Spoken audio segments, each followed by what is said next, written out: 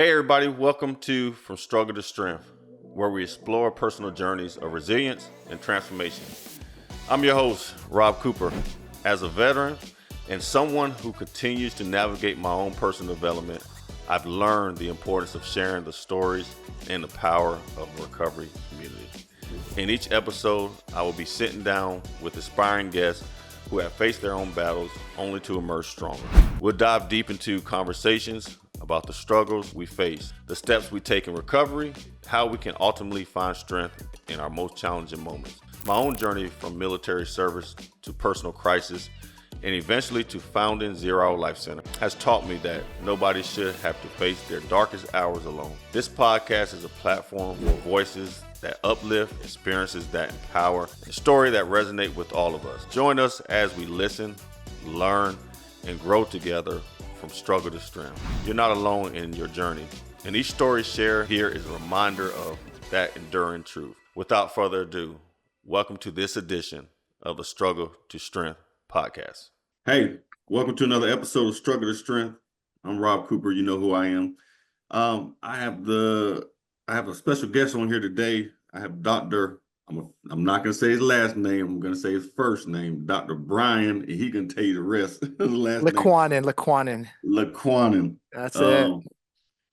Dr. Licuanan, he's a speaker, educator, author, board certified psychologist with nearly 20 years of working with demographically diverse populations. He also has extensive experience treating a wide range of psychiatric conditions, including substance use, anxiety, mood disorder. He also specializes and focuses on insomnia and family crisis intervention. So I'd like to welcome you, Dr. Brian. You got your hands in everything, and we're going to dive into some of that. Hey, yes, thank you so much, Rob. It's great to be here. Yeah, so tell me a little bit about yourself. Tell me about yourself when you're not doing all those good things.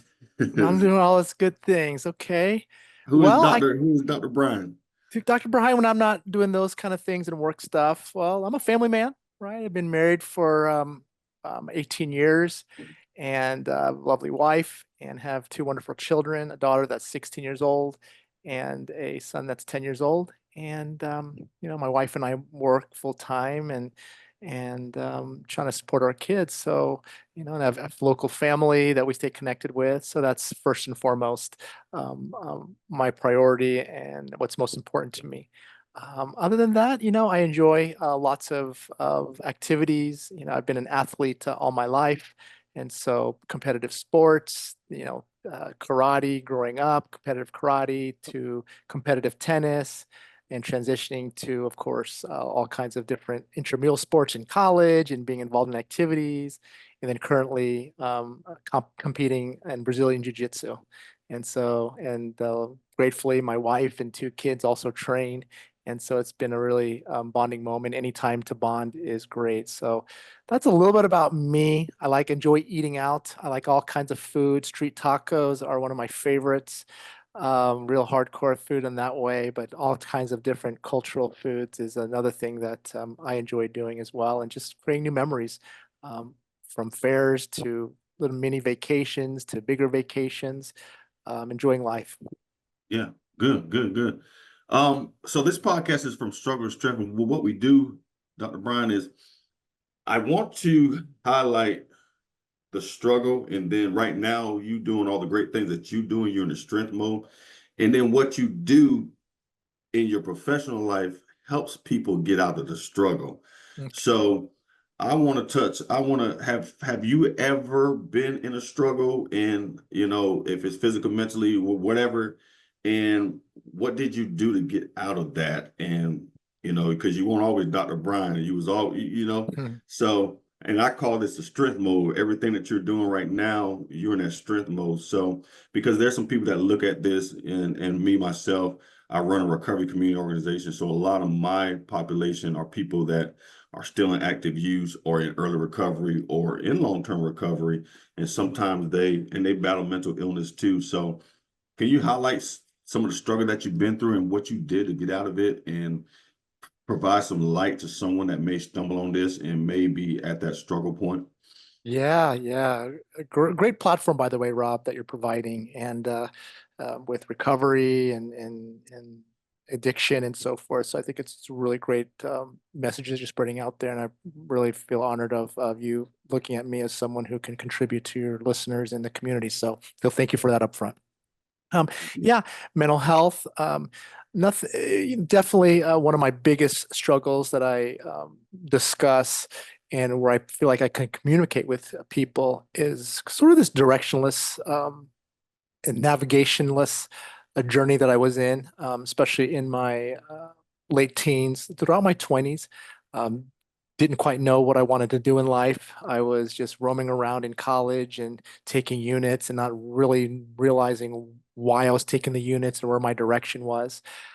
So there was a lot of identity, self-identity, self-worth issues going on there, and didn't find anything that could really stick. And especially that heightened when my friends and family members were off to the races and starting their lives and family, going to school, graduate schools, and so forth. And I was really lost for a while. And then even then, didn't stop there. I went through two separate graduate programs that did not work out, and here I am in my late 20s, and I think fortuitously, um, and whether it be a greater process, that I've stumbled upon the clinical field, and I don't look back at all.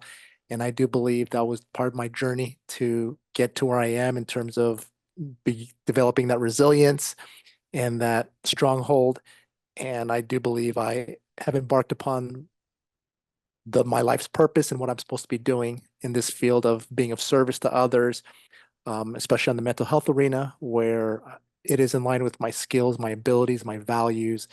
And they say that when you're doing something you're passionate about, you definitely don't feel like you're working at all. And I really feel like I'm just beginning. I tell people that I believe I'm a next chapter, a second chapter of my life. And while many people my age range are retiring, I feel like I'm just getting started. I literally feel like on some levels I just graduated from college and I'm embarking on this new journey. So, but in terms of mental health wise, I struggled a lot with during some of my graduate school severe insomnia. That's why I got really fascinated with sleep deprivation and insomnia. I do believe that early on in my teen years, great supportive family. There's no complaints there. I just was exposed to a lot of things. I could have went down in gang life if that was the option. Substances were there. And so I believe that my life could have taken a lot of journey.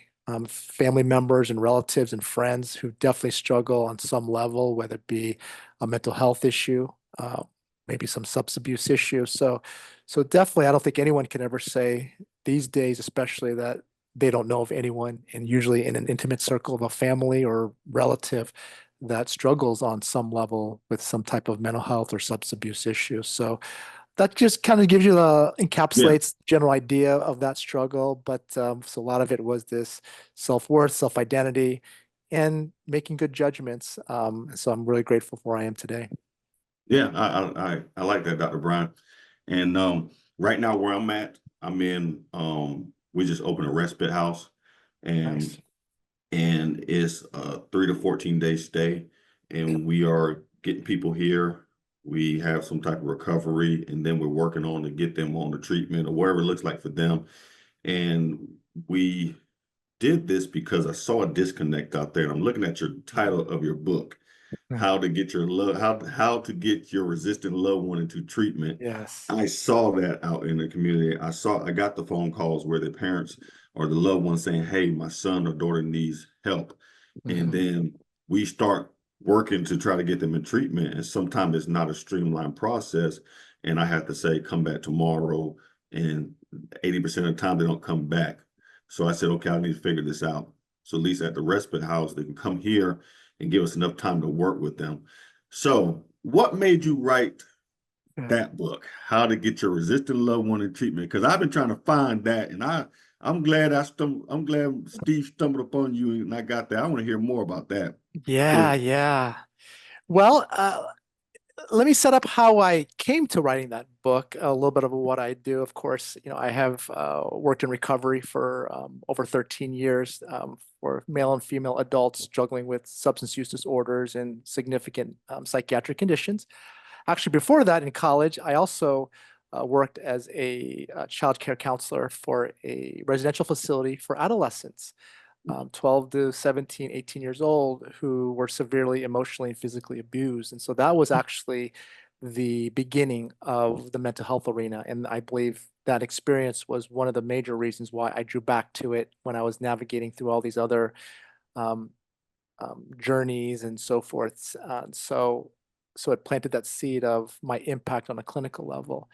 And then, of course, private practice and the work that I do. But one of the biggest things is I've been facilitating a support group um, through the National Alliance of Mental Illness. And so for almost 15 years, still and active.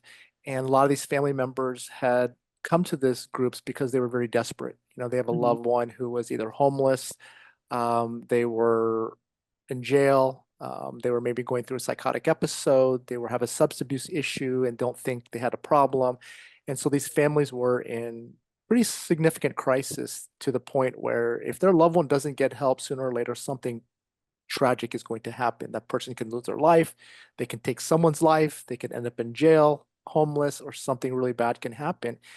And over time, as I was giving these talks and working in treatment, a lot of these families, I put a lot of the information out there. And what I found is a lot of these questions that these family members were giving were so thematic. Like, well, what do we do? They're suicidal. Well, my gosh, my daughter, what do we do? We don't want her to be on the street, but we know she's drinking alcohol and taking Xanax, and Mhm. so they were stuck. So that was the main Right. theme is all these families felt stuck and they felt fearful and guilty. And so a lot of my interventions were very, very consistent and Mhm. thematic. And sometimes I'd get these family members say, well, do you have this written down somewhere? And sometimes I'd have some, pointers. And sometimes I even create slides over the pandemic because we did a lot of Zoom. And then someone even asked me, like, do you have this in some type of a book or guide? And it got me really thinking of, oh, there's nothing out there. And I thought in all the work that I do, I started asking the question, family members and Right. even clients. I said, is there any guide out there for people who are struggling like this, who are stuck? And they said, yeah, there's little bits and pieces here and there. There's these little sayings here and there, these support groups, but not an actual strategy guide. And Mhm. so that's where it started. And I literally started writing it during the 2020 pandemic, something I've been wanting to do for several years, even before that. And that was the opportune time. And Mhm. I wrote it, and it is what I believe the 25 essential knowledges that anyone should know, whether it be your Right. therapist, clinician, you're brand new, you've seasoned in this, that are essentially important to getting a loved one to a place of hopefully getting help or accepting help. And then I come up with the ways to shut down that disease component, right? That Mhm. manipulation part of the disease, and even Yeah. these steps to take for the family to get together. So it's a more of like an intervention, Mhm. not for the individual, but for the families, because Right. that is where the critical component is. And that's where I see most families struggle, is that family unit isn't unified in their vision, and it frays, and then the person perpetuates in this unhealthy cycle. And so that's what it is, a strategy guide to help families feel hopeful and to get unstuck and to get their loved one to a point where they are hopefully going to accept help. Yeah. So basically, it's a step-by-step guide. So a family member can purchase this book and it can tell them a way to help encourage or empower their loved one to get into treatment.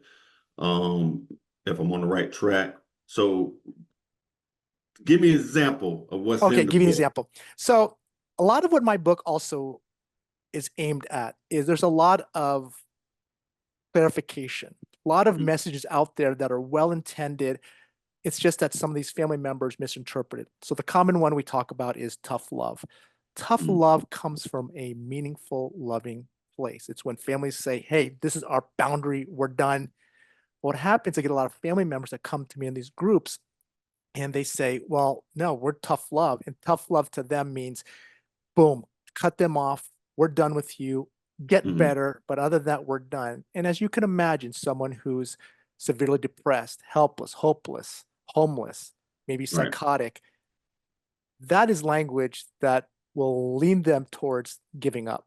We're done. Mhm. What's more to live?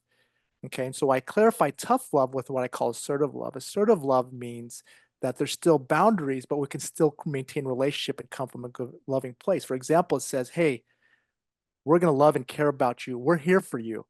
We Mhm. can't continue to participate and support this unhealthy lifestyle any longer. So now the Mhm. responsibility is on the person. So Right. it's one of the things, okay, is that I do is clarify that. And a lot of what I do, because a lot of the family members that are at this point are desperate, is how do we leverage this person to a point where their only choice is to change and to accept help. And I talk Mhm. about treatment, and a lot of times it's in the title. Treatment isn't normally going into a facility. And that's why a lot of people think that, because that is not the only way to get better. Right. Some religions have their own modalities and so forth. But treatment can also mean to a place where they just accept help. They're Yeah. resistant. What can we do to get them to a place where getting help is the only option they have if they want to still go on and so forth. And so that's what I do. And those 25 must knows are, for example, the reason why your loved one struggles, use substances, Mhm. because it works, right? That's one of the must Mhm. knows. Right. It works for what it was originally intended, right? And the reason people can continue to struggle, like if someone goes into treatment for 10 days and leaves and uses again, and they've been doing this for decades, I tell family members, do you know the reason why your loved one can continue to struggle chronically? Because they Mhm. can, right? Right. Somewhere Right. in the family system, someone is enabling. And enabling is Yeah. not a bad word. That's another must know, but we look at it as a curse word. Family member, no, no, Mhm. no, no, we're not enabling. Don't enable. Enabling comes from a loving place. That's what we do as family members. If our loved one is homeless, we give them shelter. If they're hungry, we give them nourishment. But enabling is not positive when it's reinforcing that negative behavior. If the loved Mhm. one loses their third car and their driver's license after 3 DUIs, and we continue to provide them transportation or a car, where's the motivation to get healthy? Right. If someone continues to go to treatment and leaves and relapses and we still take them in and support them, where is the motivation to stay sober and develop a recovery program? So those are Mhm. just a little bit of ideas of those must knows. So it's like I said it's the nut, the essential information and skills, I believe, in the hundreds of individuals and the hundreds of family dynamics on all levels, that I believe are the strategies that I have used to successfully get struggling family members and an individual to a place where they accept help. This is real good, Dr. Brian, because I was sitting there thinking and you hit some key words that, you know, society uses when we're dealing with people who use substances, and then the family members come up and they first you say, you're enabling. We Yeah. always say that. They Yeah. always tell the family members you're enabling. And then the next thing we say, you got to give them tough love. You have to give them tough love. And so how do you how did this book change that psychology that has been put in to a family member's head, because that's all they hear, and they know, I gotta give my son or daughter tough love, and I gotta stop enabling. So how do you change that psyche? How do your book change that psyche? Because I say this is I have a son, he just turned 16 today, and Happy I birthday. was talking about this yesterday. I said, if my son was out there struggling, I'm still gonna love him because he's my son, Mhm. and I'm still gonna take care of him because he's my son. And so how do we change the psyche? How do we change the mind of what psychiatrists, what society say about tough love and enabling? Okay. And that's great. And I'm glad we're talking about those two terms, because those are the most common terms that come up. And like I mentioned earlier, is we have to redefine what those terms mean. Okay. Mhm. And so we have such negativity tied to it. And like I said, people take it to the other extreme. Like I said, tough love means boom, you're done. We're done with you. Get help. Until you then, we don't want to see you. Or enabling, bad word. No. And we don't realize that I want to capitalize on that care and love that families have, but we just got to change the strategies. So one thing, if I can back up, Mhm. one of the things that I do, that I talk about, is we all have this disease, right? A disease is a psychiatric condition, It could be a medical condition. It Right. could be an addiction. And that means we all have our own version of a disease. As you know, in recovery, disease, some people define as not at ease. So we all have these Mhm. entities. Therefore, we're all in some form of recovery. We think recovery is just a substance or you had a stroke, but recovery is just all of our plan in place for healthier living. And so this disease entity is separate. It's this separate that I guarantee you with people that you know have struggles. You take that disease out of the person, man. Family members can go on forever. They're loving, they're compassionate, they're ambitious, they're smart. You've seen it, right? You've seen people Right. come through your program. It's like, what the heck? This person's Ivy League. This person had their own company. Yeah. This person's an aspiring Right. athlete. This person is a beauty queen. And it's that disease that we want to battle because that disease, as you know, is cunning, baffling, powerful. And I'm not taking any responsibility away from the person. But what happens is that disease has taken over, and we want to understand the patterns, the energies that feed into this disease, and that's what we focus on. And so that's what I do. And this disease I talk about, it's oil and gas, is guilt and fear. And so Mhm. guilt and fear are the most common emotions that families struggle with but help keep them from getting their loved one help. They stay stuck. Well, I'm guilty because I was an alcoholic during their childhood years, and now I have to shoulder responsibility. Or I'm fearful because, you know what, my daughter, she may be trafficked if we set boundaries and she's no longer allowed to live here. But Mhm. we know that the longer they stay in that unhealthy state, the worse they can get, and they can die. They can die if they continue to stay unhealthy. And Mhm. so that is one of the things that I do. And like I said, guilt. And you get a lot of family members are guilty. Well, we divorced at such a young age, and that's the way they live under stress. But the way you counteract guilt is through the amends process, right? Mhm. Amends means to repair. So if you were struggling with alcohol during their childhood years and you feel guilty, your amends is, I'm going to stay sober. Right. If you were not present during their life because you worked a lot and they struggled, your amends is to be more present. And so it's an all hands approach from the family unit system. And that's sort of how I work with them, is because there's a saying, you didn't cause it, can't cure it, you can't control it. But on some level, I say you perpetuated it in some form or fashion. Just because you're coming from a loving place doesn't always mean it's the right or the best place.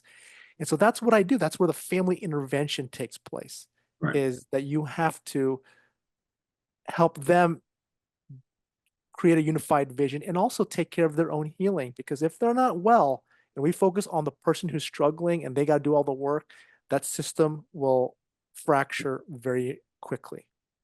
So tell me this, Dr. Brian, and I want your opinion on this. Why is it that when you're trying to get someone to treatment, they are so resistant of treatment? And I use this analogy: if you're having a heart attack, you're gonna go to the ER. Yeah. Why is treatment such a bad thing? Because when you're in the disease of addiction, you're not well, you're sick, you know. Mm-hmm. And so you want to go to somewhere where you can get well, and that's treatment. So why is it that people are so resistant of going to treatment? For mental And health, right? yeah, yeah. And mental health. Well, it is very different. You gave a great example, right? Is that when people have a medical condition, they're going to go uh, get that medical help. But the reality is mental health is one of those things. And there's the meaning that it is so diverse in how it's understood, Mhm. right? Some cultures believe that, well, just fight through it, right? Pull your strong man pants on, right, and get Right. through it, or it's a sign of weakness. There's some cultures that believe mental health, don't even believe in mental health. They believe mental health is a malady, a spiritual malady, or it's a weakness, a character flaw. Mhm. Or, hey, just if you're depressed, right? Why don't you just think negative thoughts, think positive thoughts? If you know Yeah. drinking's bad, just stop drinking. And so that's where you get a lot of this misinterpretations and lack of education of what it really is. But it's just like any other type of disease. It's a brain disease, right? Mhm. But the thing is also, there's a lot of intangible. You have a hairline fracture in your arm, you get it x-rayed, boom, let's treat it. There's no x-ray for what's going on a mental health level. If someone says they're depressed, yes, you may have a brain scan that shows some areas of the brain that might be affected, but you can't conclude that this person has depression. And so that's one of the things. There's a lot of ambiguity with mental health. There's a lot of cultural perspective and differences on it. And I believe that's the way. And there's a lot of, with that comes, there's a lot of stigma Hmm. associated with it. There's a lot of shame, right? Well, gosh, if I get help, that means I'm weak. And some families literally, because of their generational belief, is they're they communicate, whether it be directly or indirectly to loved one, that it's shameful to talk about mental health or it's shameful to go get mental health treatment. So I wish I could answer that, Rob, in and one comprehensive way, but there are a lot of factors, and those are many of the factors that I see that Hmm. where people struggle with seeking help or even getting help. And but I do believe, in a positive note, because of social media, because of I think new generation, that people are talking more about mental health, Yeah. and Yeah. it's destigmatizing. Are we there where we need to be? No, but we're definitely make it. The lead singer of Imagine Dragons talks about his struggles. Um, of course, a lot of celebrities and athletes who talk about their own substance addiction, depression. Sadly, the death of Robin Williams, I remember that week was huge on all Yeah. levels, from kids to teens to adults to older adults, because he was just so pervasive culturally and shocking that, wow, how could Mhm. someone this successful and iconic end up like that? And it really Right. created awareness. So I do believe that we are moving in a right direction, but still many steps to go. Yeah, and you make a great point. We are moving in the right direction because I noticed something. I was watching the NFL Network, and I was, catching some of the preseason games and the commercials. They were talking about mental health. Then they were talking about fentanyl. Then they were talking about dads. And I said, NFL Network really onto something because they got all men and women, well, men and women, because women watch football too. They got our attention and they're Yeah, using that to hit us with it yeah, and breaking that stigma. So yes, we do have a long way to go. But we're better than we were 20, 30 years ago. I really do for say. sure, for Um, sure. and and because of great people like you, because of Thank you. people like you talking about this, writing about it, because this is a struggle. The topic of your book, I hear it all the time from parents, from loved ones, is I know my son is out there destroying his life, and we sit and talk with him, but he would not go to treatment. He would not go. How do I get him to go? How do I get him to go? And I come from, I'm in recovery, and then I have to put two hats on. I have to put my, when I was out there, hat on to try to explain to the parent what they're going through when they're in substances, when they're substance using, and then I have to go on my professional side, and so. Um, yeah, so thank you for writing that book. Thank you for putting that out there. You talk about phases of recovery model. Explain that. What is that? Phase of recovery model. So that again stemmed from a lot of questions that family members had. And so the treatment program that I was in was about a 45-day treatment, residential. They had psychiatric care and groups, individual therapies, and then they had the option. Sometimes it can extend to 60 days and so forth. But then there's a step down process of intensive outpatient to partial hospitalization and so forth with that continued care. But so where that came from is I'd get a lot of these questions from family members and clients, like, oh my God, well, for example, a parent could say, my daughter's been taking antidepressants for a month. Why does she still have thoughts of dying? Mhm. Or someone can ask, well, my son has not been drinking for 3 months, and why does he still have cravings? Or clients could say, well, gosh, I've had thoughts of wanting to die, and I've done all this trauma therapy, EMDR treatment, but why do I still have low self-worth? And so that sparked to me of what is going on here. And I saw these progressions because I was able to fortunately follow clients from when they were in treatment initially to when they do step down, and then what are some of the factors that come out that differentiates people who, what I call, have a strong versus a weaker recovery program. That's a Mhm. lot of what I talk about in the book, are all these common elements on a family level and individual level that differentiates people who continue to progress and who either stay stagnant or they regress. Right. And so But yeah, the phase of recovery, I divide up into 4 phases. The first phase is the first 30 to 90 days. That is the most critical period of time. That's when someone, depending on what their issue is, um, that maybe they're detoxing from substances, maybe they are just had a recent trauma, maybe they're going through a psychotic episode, maybe we're trying to figure out their diagnosis. That first 30 to 90 days is the critical part. That's where most people leave treatment, right? Because they're there and their withdrawals are too severe. They don't want to look at their stuff. And somehow, some form or fashion, someone in the, I'll say family system, but family system could be anybody. It could be a friend, it could be a coworker. But that family system is those intimate people in their life somehow are co-signing them to leave, right? And Mm, so that's where that place is. So that first 30 to 90 days is critical, and family members have to do whatever it takes to keep them there. Because I've seen people who, in a psychotic episode, wanted to die, and as they got help and sleep and eat and medication and sober from their medicine, I mean, it's not sober from the medicine, sober from their substances, that all of a sudden they become grounded again and have a desire for life. And so that is where that critical healing takes place. Phase right. two is 3 months to 1 year. I believe early recovery, which many people would agree, early recovery per se is 1 year, because that's where a lot of change can take place. Yeah. Finding out Mhm. a psychiatric diagnosis, if medication's needed, finding the right dosage, dealing with traumas to talk about things, breaking patterns, family dynamics to change. And then phase three is 1 to 2 years, right? And phase four is 2 years plus. So it's a lifelong process. But what happens along the way is usually is people are working a strong recovery program, is Mhm. that those symptoms are starting to go away. They're starting to heal, and they're able to take on higher level goals. For Mhm. example, in phase one, you're not thinking about having a child. You're not thinking about getting Right. married. You're not thinking about opening up your business. You're thinking about survival. I call it the intensive care unit, generally Mm, speaking, because if you're right. in intensive care unit, you're survive mode. Phase Yeah. two, there's bigger goals. We're becoming more automated in our recovery. Maybe we might work part-time, right? Maybe we might start entering a relationship.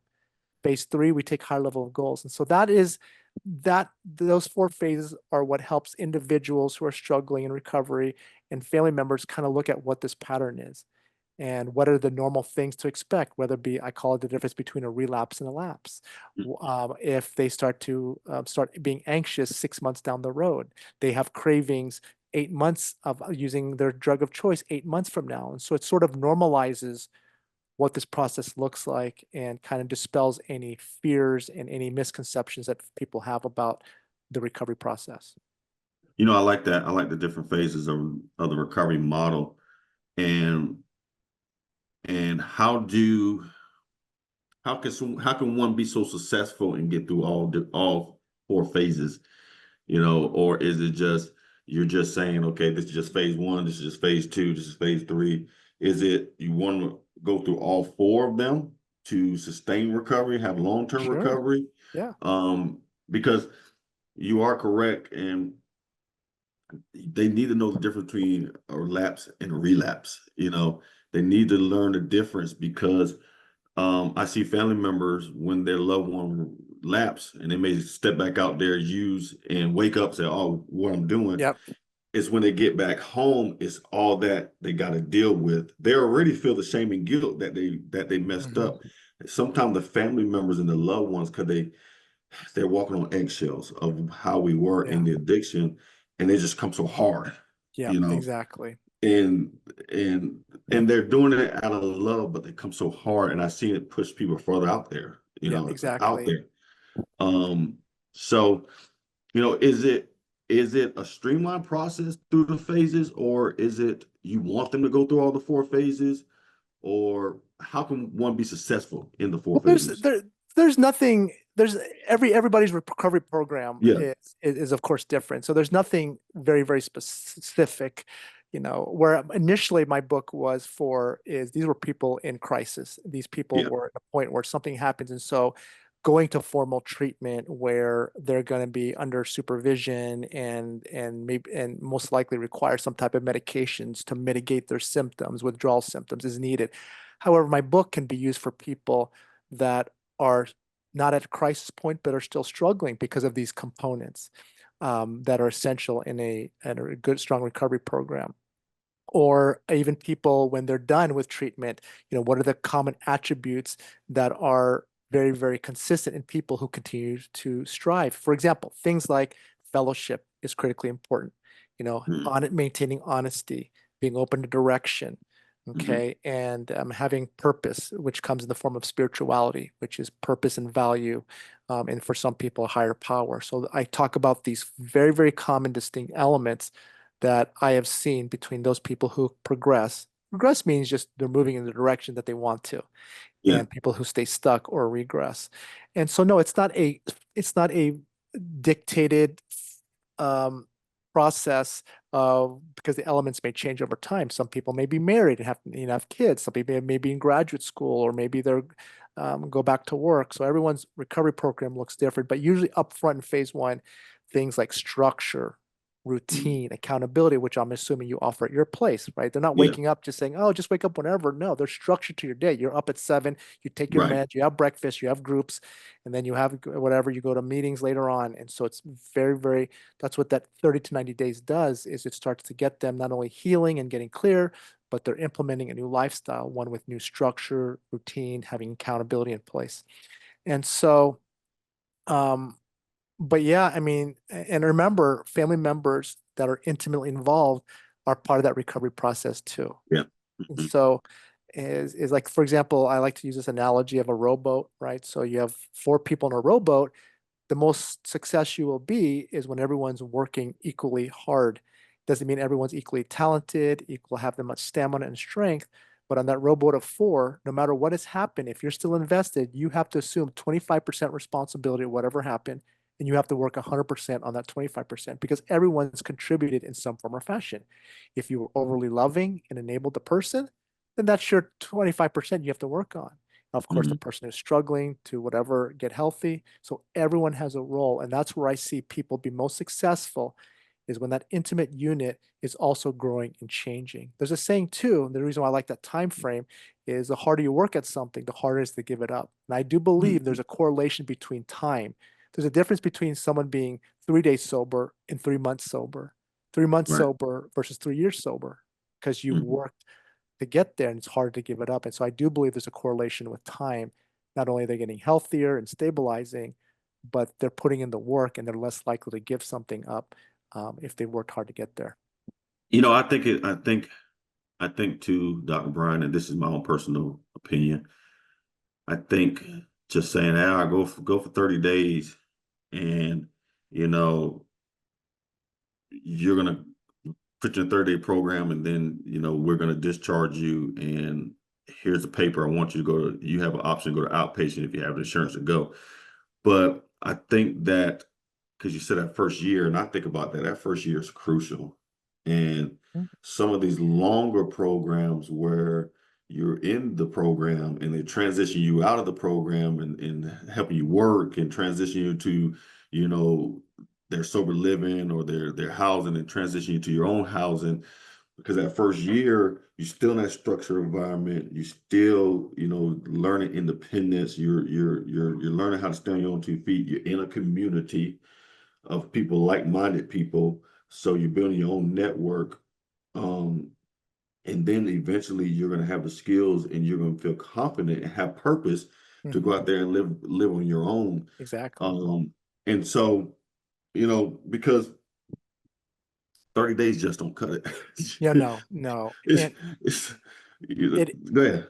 it is, and there's a real reality there, and of course there's financial Yeah. hardship, there's all kinds, and that's what, I don't address those issues in my book per se. I want to invite people that there's also alternatives, right? There's organizations out there that provide, free services. There's other ways. There's other things that you can build a structure and routine. You don't always need that, whether it be going to meetings. If meetings aren't for you, there's other options to do. There's a job, right? When it's appropriate and healthy for you, that's part of recovery because it provides structure, routine, accountability, self-worth, and a lot of those things. And of course, more basic means of financial and but a job is part of recovery. And so that, like I said, that recovery program looks different across the board, especially as people clock in more time. something Yeah. may be more important for someone else, then not so much of an issue for the other person. So that's why you work with an intimate team and to continue to develop that. But the hope is, as long as someone's really, really invested in the recovery program, the family's doing their part, is the process becomes more automatic, right? Yeah. When you're first there, the first 30 to 90 days, survival is here, recovery, right? Mm. Over time, maybe phase 2, 3 months to 1 year, it becomes more automatic. Phase Yeah. 3, phase 4, but up here, recovery is the most important part thing I talk about in people's life. It is, I believe, the answers to life is because of what recovery entails: honesty, open direction, spirituality, and all those things. And that's what we do, because I believe their healthiness will come from there. What happens is recovery takes a wayside. Well, I've been in recovery for 90 days.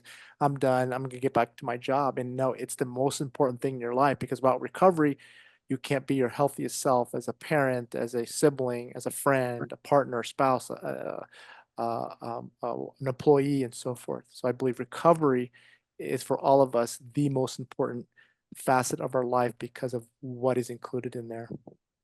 Man, we got like 10 minutes out, and I want to hit on child teen trauma because that is important too. Yeah. What you go through in your teens and as a child Hmm. will impact you as Yeah, an adult. absolutely. Talk about that, Dr. Brian. Well, that's one of my biggest beliefs. I do believe that I would say I would go, especially in the recovery arena, where Mm. people 100% have dealt with some type of trauma in their life, is I would say 100% of, well, 90% or more of their issues stemmed from an earlier part in life that I talk about, a very sensitive and vulnerable part in life, and that's childhood and adolescence, Mm. is because I believe a lot of imprinting takes places take there, that most people who struggle chronically, almost always you can trace it back to some experience or experiences that started in childhood or adolescence. That could have been a death of a parent. That could have been alcohol during utero. That could have been abuse as a child. That could have been witnessing a traumatic experience. That could have been toxic family dynamics, of divorce, bullying.